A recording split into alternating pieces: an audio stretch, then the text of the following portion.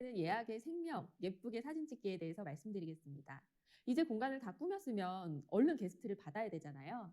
그러려면 우리 공간을 먼저 알려야 되는데 파티룸은 거의 100% 온라인 예약이기 때문에 대부분의 경우 사진만 보고 예약을 결정하게 됩니다. 아무리 좋은 공간이어도 그 공간에 대해 온라인상으로 잘 표현하지 못한다면 예약이 들어오지 않을 수 있어요.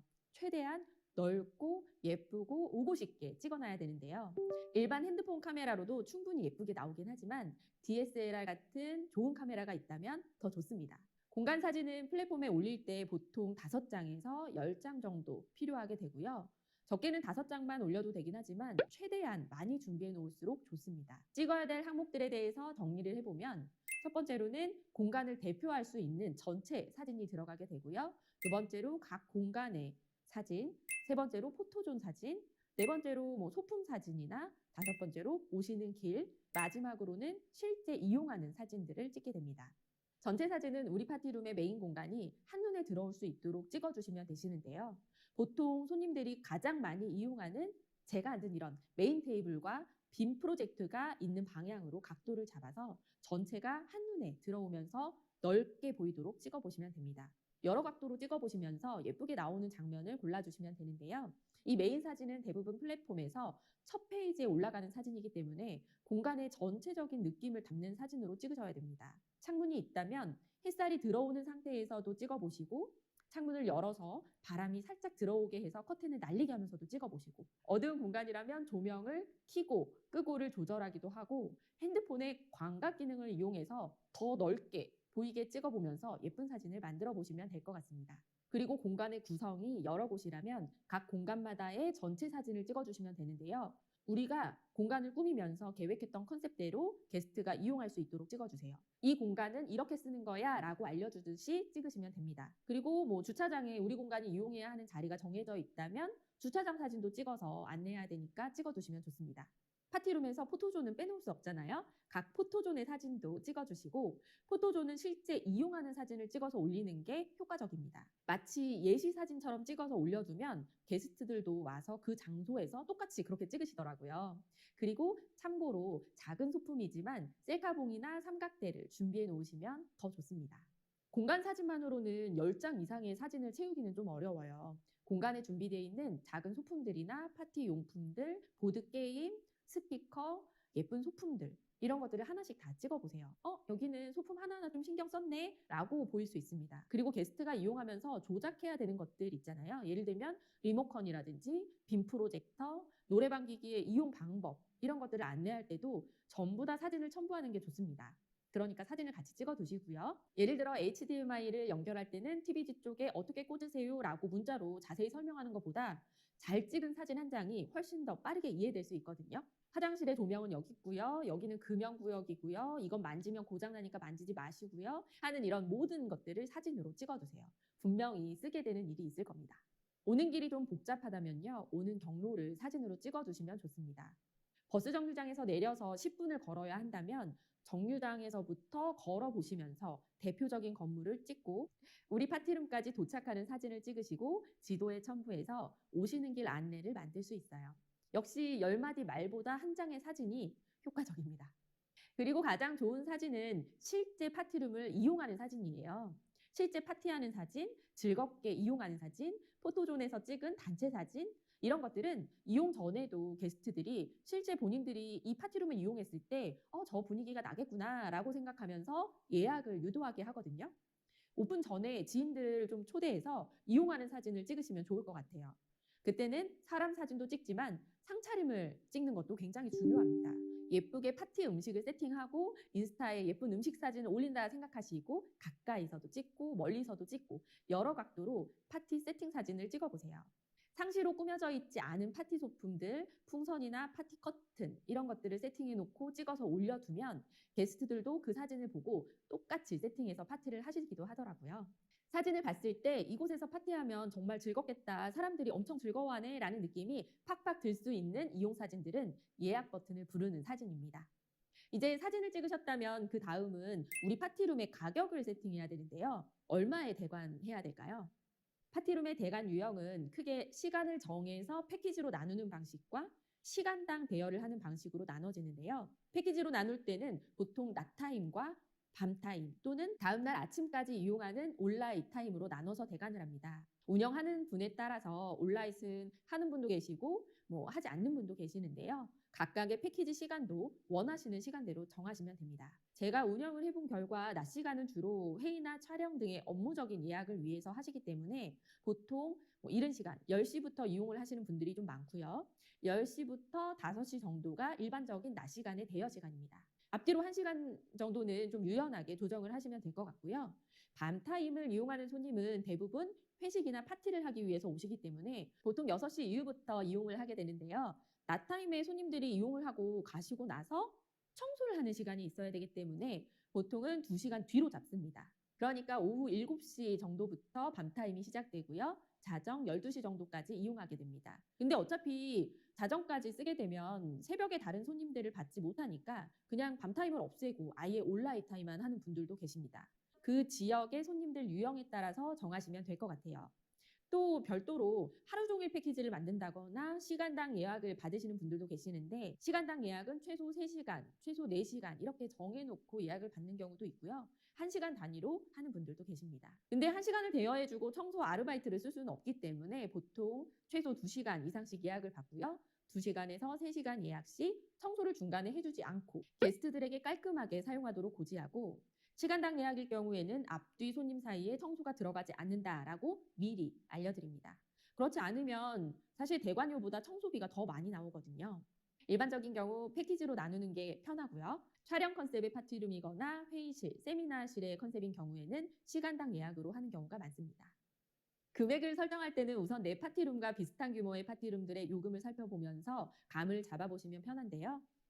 기본 요금을 설정하고 기준 인원 이상부터는 1인당 10,000원에서 20,000원의 추가 요금을 받는 형태고요.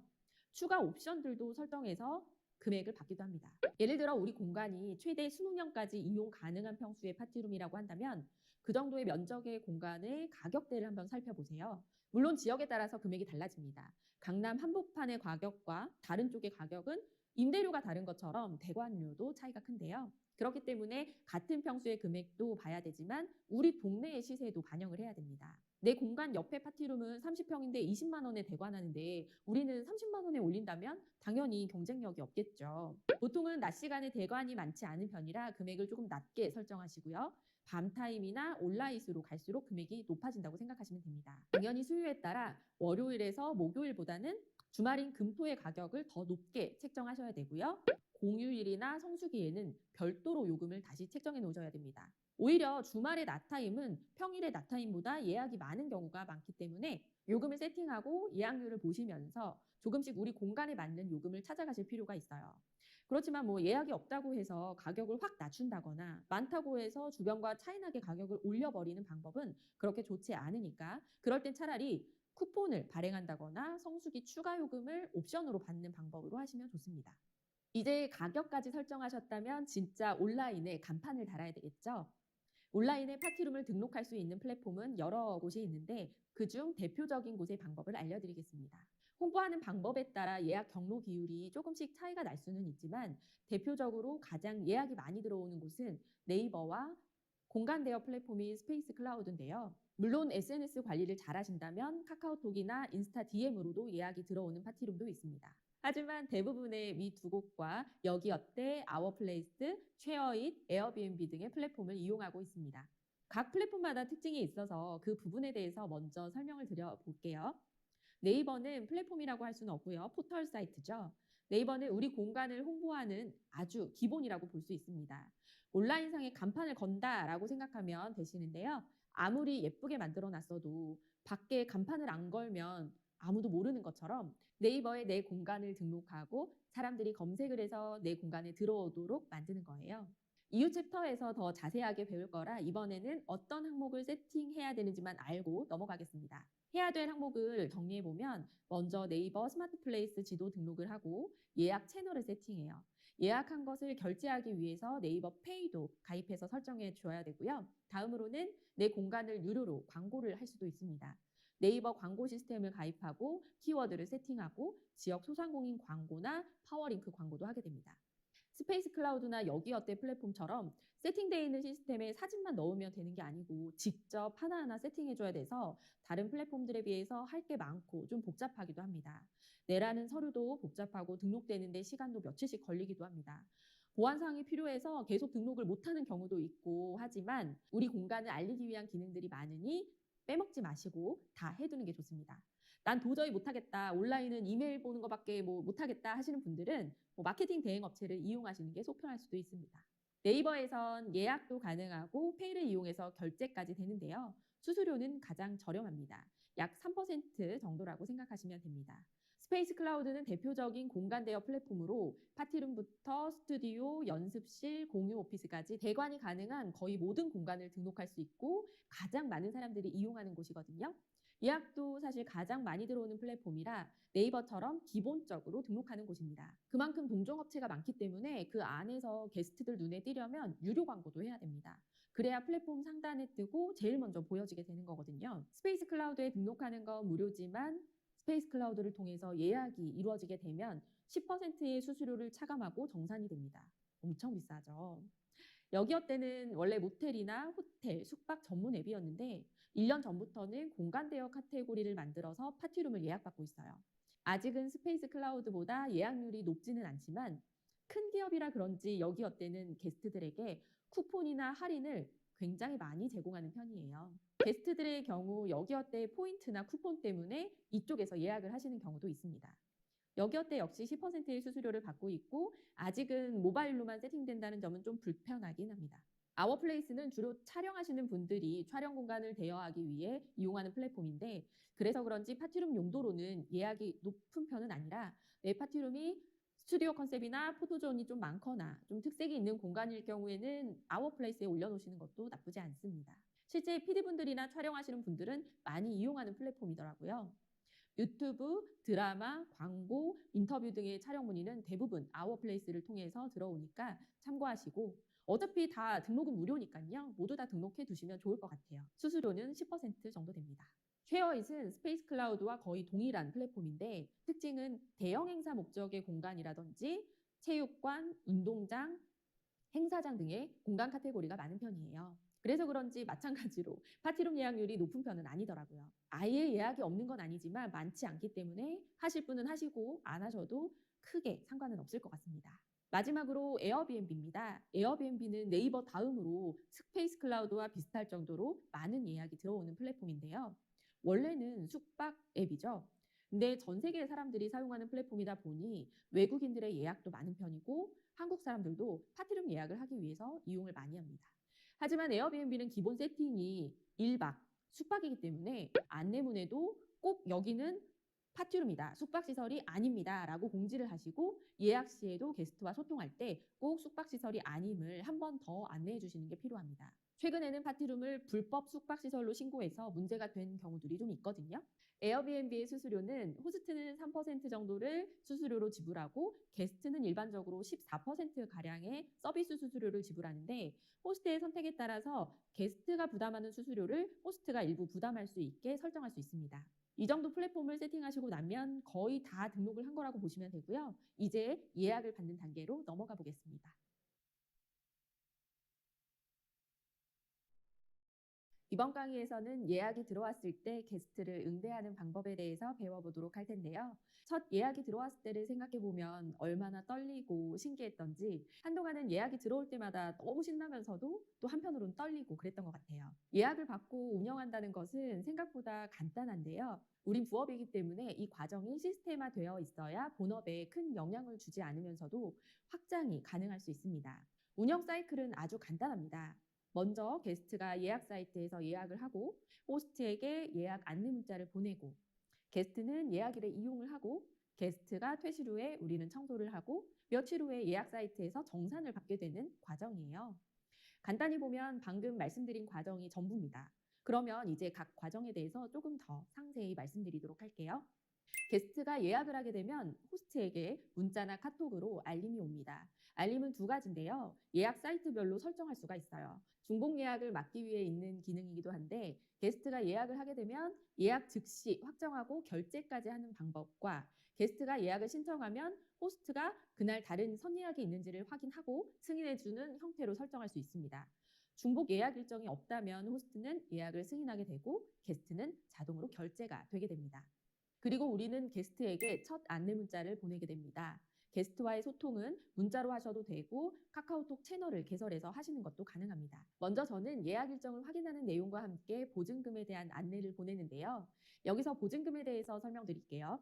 대부분의 파티룸은 게스트가 이용 후 뒷정리를 하고 나가는 것을 원칙으로 하고 있습니다.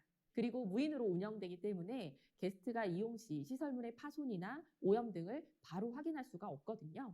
그래서 보증금 제도를 운영하고 있는 게 일반적입니다. 게스트가 혹시 뒷정리를 하고 나가지 않고 퇴실했거나 퇴실 후 시설이 파손돼 있거나 하면 그 비용을 차감하기 위해서 보증금을 받아두었다가 퇴실 후에 확인하고 돌려드리는 방식인데요. 하지만 예약 사이트에서 보증금까지 함께 결제하면 이용 후 보증금만 별도로 취소하는 게 어렵기 때문에 예약과 별도로 보증금은 현금으로 받아뒀다가 다시 현금으로 돌려드립니다.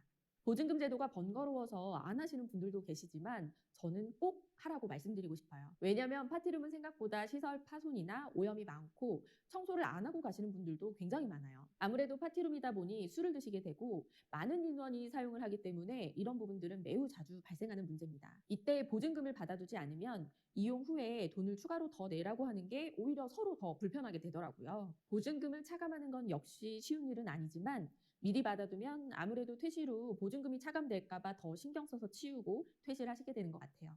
보증금 비용은 보통 5만 원에서 10만 원 정도를 받는데요. 소규모 파티룸의 경우 5만 원, 중대형의 파티룸의 경우 10만 원 정도 책정하시면 됩니다. 아래는 제가 예약 후 고객에게 보내는 문자, 카톡 내용인데요. 그대로 공유해 드려 볼게요. 내용에 보면 보증금에 대한 이야기뿐만이 아니라 나중에 게스트와 트러블이 생길 수 있는 내용을 미리 같이 보내둡니다. 취소 및 환불에 대한 부분이나 인원수 변동에 대한 부분들을 고지하고 결제를 완료했다고 하더라도 보증금이 입금되지 않으면 예약이 확정되지 않는다고 안내드리고 있어요.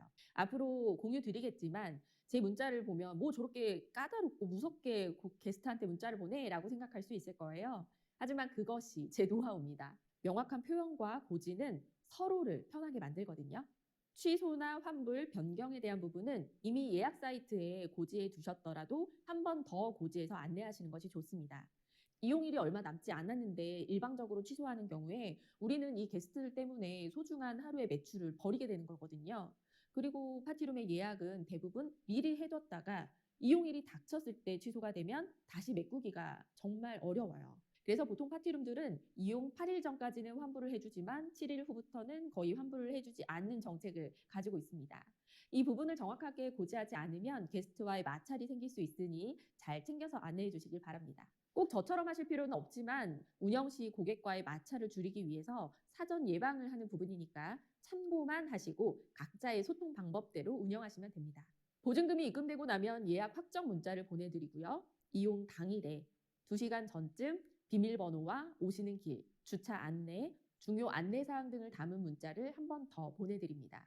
이용일 전까지 게스트가 문의사항이 있어서 연락이 오는 경우들도 있어요. 내부에 준비된 시설은 뭐가 있는지, 시간 조정은 가능한지, 이용 인원 변경은 가능한지, 또는 이용 전에 답사를 원하는 분도 계시니까요. 비어있는 시간을 활용해서 답사를 하게 해주셔도 괜찮습니다.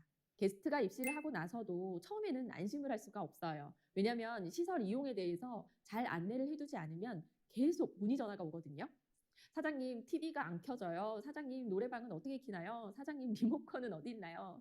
와이파이 번호가 뭐예요? 블루투스는 어떻게 연결하나요? 사장님, 슬리퍼가 모자랍니다. 등등등 정말 예상하지도 못한 상황들이 생기거든요. 그래서 항상 내부에는 시설 안내문을 잘 부착해 두실 필요가 있습니다.